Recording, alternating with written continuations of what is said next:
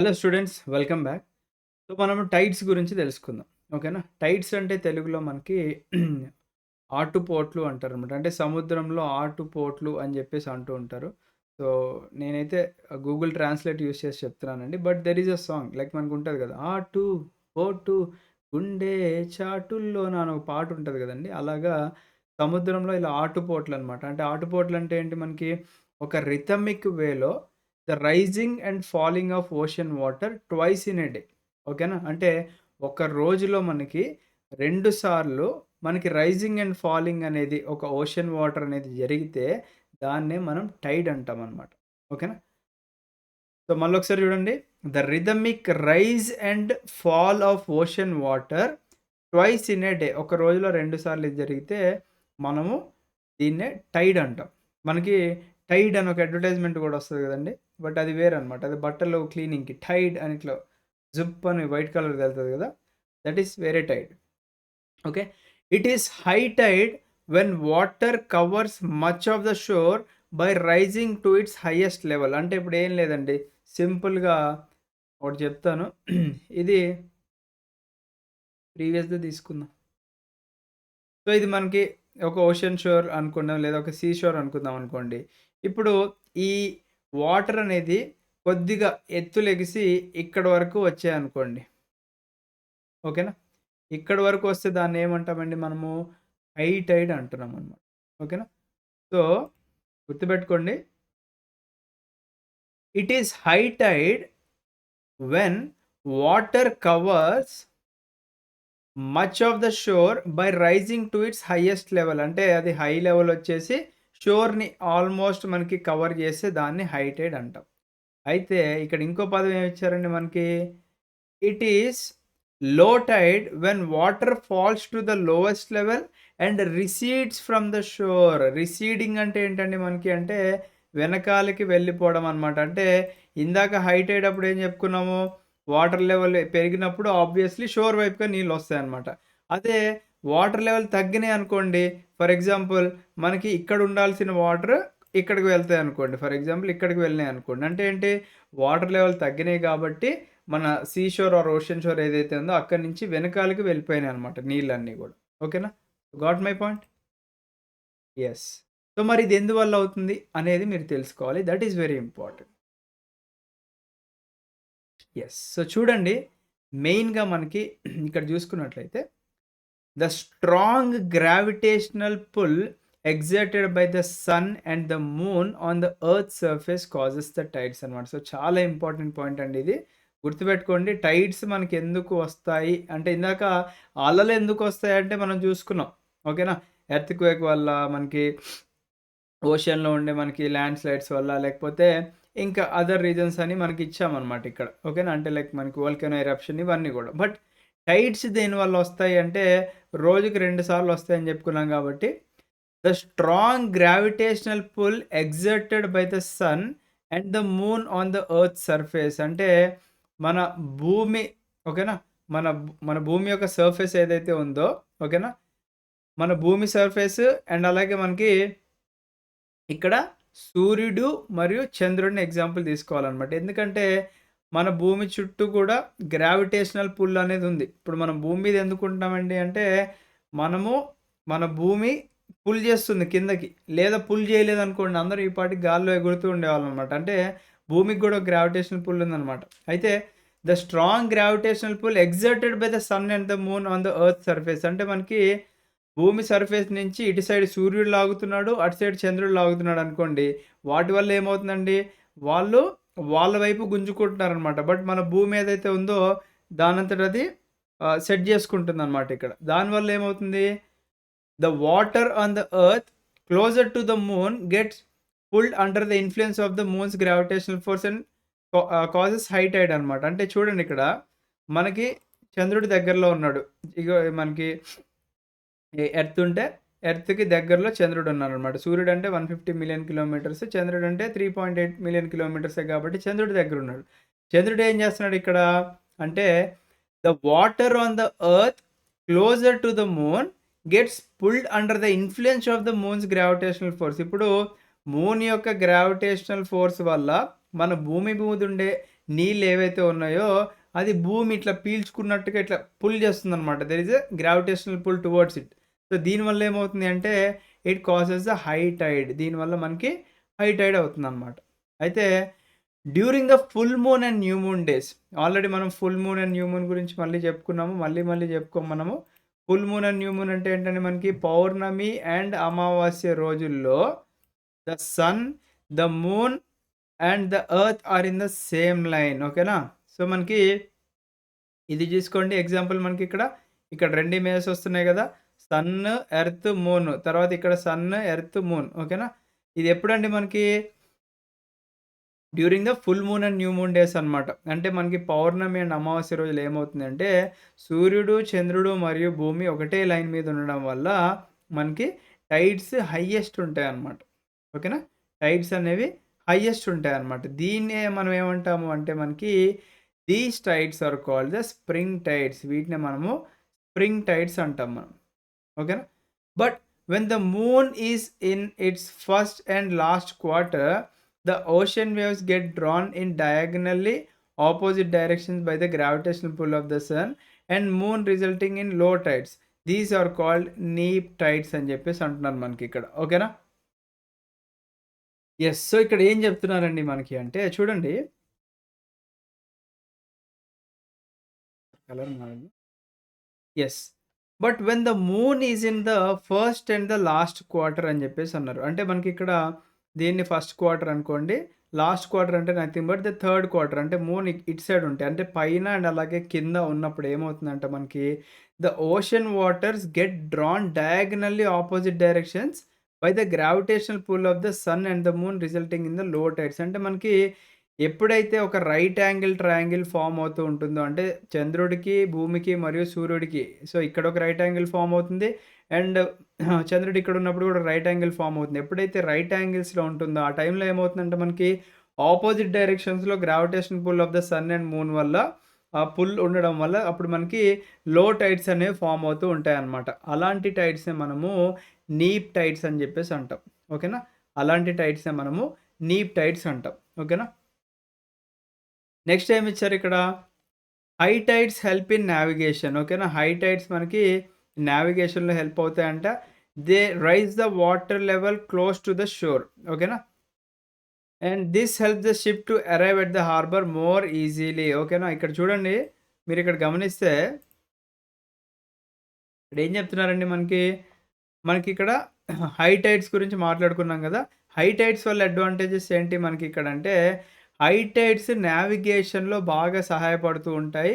And they rise the water level. High tide వల్ల మనకేమవుతుందండి, water level అనేది rise అవుతుంది మనకి.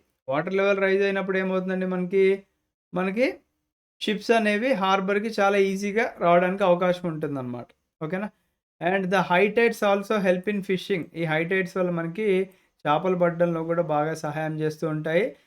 Many more fish come closer to the sure during the high tides. అంటే high tides రావడం వల్ల మనకేమవుతుంది అంటే చేపలు కూడా ఎక్కువ ఒడ్డుకొస్తూ ఉంటాయన్నమాట. దీనివల్ల ఏమవుతుంది, this enables fishermen to get plentiful catch అనమాట. దీనివల్ల ఒక్క వలేసారంటే కొన్ని వందల వేల చేపలు వస్తూ ఉంటాయన్నమాట.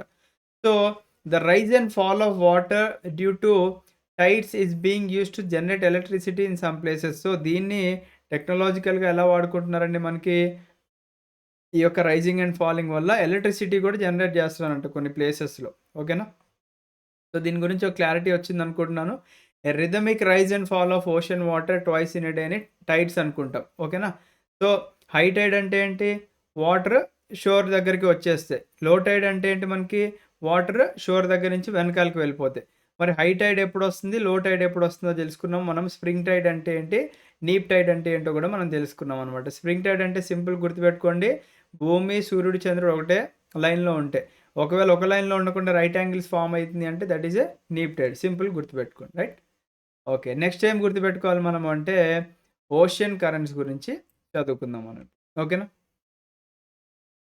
యెస్ అండి. ఓషన్ కరెంట్స్ గురించి మనం ఇప్పుడు డిస్కస్ చేసుకుంటున్నాము. సో ఓషన్ కరెంట్స్ అంటే ఏం లేదండి, సింపుల్‌గా they are streams of water flowing constantly on the ocean surface in definite directions అనమాట. అండ్ మనకి ఓషన్స్ ఎన్ని ఉన్నాయండి? 5 ఓషన్స్ అనుకున్నాం. ఏంటవి? పైసా అని చెప్పుకున్నాం కదా! Pacific ocean, Atlantic ocean, Indian ocean, southern ocean and Arctic ocean అని చెప్పేసి. సో, వీటిలో ఏమవుతుందంటే మనకి ఆ ఓషన్ సర్ఫేస్ మీద ఏవైతే ఉన్నాయో, ఆ సర్ఫేస్ మీద ఒక డెఫినిట్ అంటే ఒక ప్రాపర్ డైరెక్షన్‌లో ఆ వాటర్ అనేది స్ట్రీమ్ అవుతూ ఉంటే దాన్నే మనం ఓషన్ కరెంట్ అంటాం. ఎగ్జాంపుల్ చూడండి మనకిక్కడ. సో, చూడండి ఇక్కడ. మనకిక్కడ గల్ఫ్ స్ట్రీమ్ గురించి ఎట్లా తిరుగుతూ ఉంటదనేది అక్కడ ఇచ్చారు మనకిక్కడ. నెక్స్ట్ అలాగా ఒక పర్టిక్యులర్ డైరెక్షన్‌లో మనకి తిరుగుతూ ఉంటే వాటినే మనకి ఓషన్ కరెంట్స్ అంటామనమాట. ఓకేనా? అయితే మనకిక్కడ 2 రకాల ఓషన్ కరెంట్స్ ఉంటాయి. ఈ రెడ్ కలర్‌లో మెన్షన్ చేసిందంటే రెడ్ అంటే మనకి రగిలిపోతుంది కాబట్టి వార్మ్ కరెంట్. బ్లూ కలర్‌లో మెన్షన్ చేసింది కోల్డ్ కరెంట్ అనమాట. ఓకేనా? అదే ఇక్కడ ఇస్తారు చూడండి. ఓషన్ కరెంట్స్ అనేవి మనకి వార్మ్ ఉండొచ్చు, కోల్డ్ గూడా ఉండొచ్చు. అయితే జనరల్‌గా మనకి warm currents originate near the equator and move towards the poles. Already మనం ఇది గూడా చెప్పుకున్నాం ప్రీవియస్‌గా ఎర్త్ లైక్ యాక్సిస్ మనకి టిల్ట్ అయి ఉంటుంది. సన్ రేస్ అనేది మాక్సిమం మనకి ఈక్వేటర్ మీద పడుతూ ఉంటదని చెప్పుకున్నాం కాబట్టి, మనకి మాక్సిమం వార్మ్ ఓషన్ కరెంట్స్ అనేవి ఈక్వేటర్ దగ్గర ఒరిజినేట్ అయిపోయి, అవి పోల్స్ వైపుగా వెళ్తూ ఉంటాయన్నమాట. అయితే కోల్డ్ ఓషన్ కరెంట్స్ ఏవైతే ఉన్నాయో, carry water from polar or higher latitudes to tropical or lower latitudes అన్న. మనకిక్కడే తెలుస్తుంది చూడండి. ఇప్పుడు కోల్డ్ కరెంట్ అంటే ఏంటి మనకి మెయిన్‌గా పోలార్ రీజియన్స్‌లో చూసుకున్నట్లయితే ఐస్ క్యాప్స్ ఎక్కువుంటాయి కాబట్టి, అవి అక్కడి నుంచి ఏం చేస్తున్నాయి మనకి cold currents carry water from polar or higher latitudes మనం చెప్పుకున్నాం. లాటిట్యూడ్స్ అంటే ఇలా ఉండేవి లాటిట్యూడ్స్ మనకి హారిజాంటల్‌గా. లాంగిట్యూడ్స్ అంటే ఇలా ఉండేవి లాంగిట్యూడ్స్ అని చెప్పి. అయితే ఇక్కడ ఏమవుతుంది మనకిక్కడ the cold currents carry water. ఎక్కడి నుంచి క్యారీ చేస్తాయండి water? Polar regions or higher latitudes నుంచి ట్రాపికల్ రీజియన్స్ వైపుగా వస్తూ ఉంటాయన్నమాట. అంటే దీనికి ఆపోజిట్ అనమాట. ఓకేనా? అంటే వార్మ్ కరెంట్స్‌కి ఆపోజిట్ కోల్డ్ కరెంట్స్ ఇక్కడ. అయితే దీనికి ఒక ఎగ్జాంపుల్ లాగా ఇచ్చారు చూడండి. ఏమిచ్చారు ఎగ్జాంపుల్ అంటే మనకిక్కడ ద లాబ్రడార్ ఓషన్ కరెంట్ అనేది it is a cold current. అయితే గల్ఫ్ స్ట్రీమ్ అనేది వార్మ్ కరెంట్ అని ఇచ్చారు మనకిక్కడ. సో, ఒకసారి చూద్దామండి మనకి. సో, ఇక్కడ చూసుకోవచ్చు మీరు. ఇక్కడ కనిపించేది లాబ్రడార్ ఓషన్ కరెంట్ అనమాట. ఇది కోల్డ్ కరెంట్. ఎందుకంటే మనకి ఇక్కడ నుంచి క్లియర్‌గా కనిపిస్తుంది. పైనుంచి కిందకొస్తుంది. మనకి గల్ఫ్ స్ట్రీమ్ ఎక్కడుందండి? మనకి నియర్ ఈక్వేటర్ ఉంది కాబట్టి ఇక్కడ అది వార్మ్ కరెంట్ అనమాట. అక్కడి నుంచి పైకి వెళ్తుంది మనకి. Right? Yes. The ocean current influence the temperature conditions of the area. అంటే మనకి ఈ ఓషన్ కరెంట్స్ అనేవి దేన్ని ఇన్‌ఫ్లూయెన్స్ చేస్తాయండి? మనకి టెంపరేచర్ యొక్క కండిషన్స్ ఇన్‌ఫ్లూయెన్స్ చేస్తూ ఉంటాయన్నమాట. అంటే మనకిక్కడ వార్మ్ కరెంట్స్ ఏవైతే ఉంటాయో bring about warm temperature over land surface. అంటే మన ల్యాండ్ సర్ఫేస్ మీదకి వార్మ్ టెంపరేచర్స్‌ని తీసుకొచ్చేవేంటి అంటే వార్మ్ కరెంట్స్ అన్నమాట. ఓకేనా? And the areas where warm and cold currents meet provide the best fishing grounds అనమాట. ఎప్పుడైతే మనకి ఈ వెచ్చగా ఉండే అండ్ అలాగే కోల్డ్‌గా ఉండే కరెంట్స్ అనేవి మీట్ అయితే అక్కడ మనకి చేపలు పట్టడానికి బాగా ఆస్కారం ఉందన్నమాట. ఓకేనా? Of the world. నెక్స్ట్ చూడండి. Seas around Japan and the eastern coast of North America or such examples అనమాట. అంటే మనకి ఎక్కడైతే జపాన్‌కి చుట్టుపక్కల అండ్ అలాగే మనకి eastern coast of North America. మనకి నార్త్ అమెరికాకి ఈస్టర్న్ కోస్ట్ అండ్ అలాగే మనకి జపాన్ దగ్గర ఏముందండి మనకి they are the best example. ఎందుకంటే ఆ 2 గూడా కలుస్తున్నాయని జెప్పేసి అంటున్నారనమాట. వార్మ్ అండ్ కోల్డ్ కరెంట్స్ కలుస్తూ ఉన్నాయన్నమాట. And the areas where warm and cold currents meet also experience foggy weather making it difficult for navigation. So చూడండి ఒక అడ్వాంటేజ్, ఒక డిసడ్వాంటేజ్ ఉంది. అడ్వాంటేజ్ ఏంటండి? చేపలు పట్టడానికి బాగుందని జెప్పేసి అన్నాం. కాకపోతే ఈ warm and cold currents meet అవ్వడం వల్ల మనకి ఫాగీ వెదర్ కండిషన్స్ అంటే మనకి ఫాగ్ ఎక్కువ ఫార్మ్ అవుతూ ఉంటుంది. మరి ఫాగ్ ఫార్మ్ అయితే ఏమవుతుందండి మనకిక్కడ నావిగేట్ జేయడానికి కష్టమవుతుంది. ఇప్పుడు మనకి ఎవరైతే మనకి సముద్రంలో మనకి షిప్స్ తీసుకెళ్తూ ఉంటారో వాళ్ళకి మంచిగా మనకి ఫాగ్ ఉందనుకోండి, ఫాగీ కండిషన్స్ ఉంటే ఏం కనిపించదు కాబట్టి వాళ్ళకి కొద్దిగా కష్టమవుతుందనమాట. ఓకేనా? సో, దీని రిలేటెడ్‌గా మీరు ఒక 2, 3 బిట్స్ కూడా ఉన్నాయి. ఇక్కడ ట్రై చేయండి. ట్రై చేసిన తర్వాత మీకు ఈ చాప్టర్‌లో ఎక్స్‌ట్రా ఇన్ఫర్మేషన్ అండ్ మంచి మంచి పిక్చర్స్ కూడా పెట్టేసి మనము ఇవ్వడం జరుగుతుందనమాట. ఓకేనా? యెస్. సో, వీటి గురించి మీరేం వరీ అవ్వకండి. 11థ్ అండ్ 12థ్ ఎన్‌సీఈఆర్‌టీస్‌లో ఇంకా మనకి చాలా క్లియర్‌గా డిస్కషన్ అనేది ఉంటుందనమాట. మీకేంటంటే క్లాస్ ఇప్పుడు ఇదేంటండి ఏడో తరగతి పిల్లలు చదివే పుస్తకాలు కాబట్టి వాళ్ళకి ఎక్కువ ఇన్ఫర్మేషన్ ఇవ్వలేం మనం. ఎందుకంటే వాళ్ళ బ్రెయిన్స్ తట్టుకోలేవు. ఇప్పుడు ఆల్మోస్ట్ మీరు కాంపిటీటివ్ ఎగ్జామ్స్ ప్రిపేర్ అవుతున్నారంటే you are more than 21 years of age. So, 21 ఇయర్స్‌కే మీకింత కష్టమని ఫీల్ అయిపోతే మరి సెవెంత్ క్లాస్ పిల్లలు ఎలా చదువుతారండి? సో, ఎప్పుడైనా మనం ఒక పుస్తకం చదివేటప్పుడు ఓకే. ఇది చిన్న పిల్లలు చదివే పుస్తకము. నేను దీన్ని ఈజీగా చదవగలను అనే యాటిట్యూడ్‌తో మీరు మొదలుపెడితే ఖచ్చితంగా మీకు ఆ పుస్తకం ఈజీగా అర్థమవుతుంది. ఎందుకంటే మీరు బ్రెయిన్‌ని ముందే సెట్ చేస్తున్నారు. ఓకే. ఈజీ వన్ కాబట్టి నాకు ఈజీగా ఎక్కేస్తదని జెప్పేసి. ఓకేనా? సో, ఈ వీడియో మీ ఫ్రెండ్స్‌కి గూడా షేర్ జేయండి. మన టెలిగ్రామ్ గ్రూప్‌లో గూడా జాయిన్ అవ్వండి. అండ్ 2025 ప్రిపేర్ అయ్యే వాళ్ళందరూ గూడా ఒక మంచి ఫౌండేషన్ అనేది మీరు తెచ్చుకోండి. ఎవరైతే మీ friends degree second or third ఇయర్స్‌లో ఉన్నారో వాళ్ళకి కూడా వీడియోస్ షేర్ చేయండి. ఎందుకంటే ఈ రోజుల్లో మనకి యూపీఎస్‌సి కాంపిటీషన్ అనేది పెరిగిపోయింది. ఎందుకు పెరిగింది అంటే అందరికీ గూడా అవేర్‌నెస్ వచ్చిందండి. ఓకేనా? అవేర్‌నెస్ రావడం అంటే మనకి ఓకే. అందరూ గూడా సెకండ్ అండ్ థర్డ్ ఇయర్స్‌లోనే ఎన్‌సీఈఆర్‌టీ ఫౌండేషన్ కంప్లీట్ చేసుకుంటున్నారు. అండ్ స్టాండర్డ్ బుక్స్ కూడా కంప్లీట్ చేసుకొని, ఎప్పుడైతే బీటెక్ అయిపోతుందో 1 ఆర్ 2 సీరియస్ అటెంప్ట్స్‌లో యూపీఎస్సీ క్రాక్ చేస్తున్నారనమాట. సో, ఐ విష్ మీరందరూ కూడా అలానే ఉండాలని చెప్పేసి మనస్ఫూర్తిగా కోరుకుంటున్నాను. Thank you. Have a great day. Jai Hind.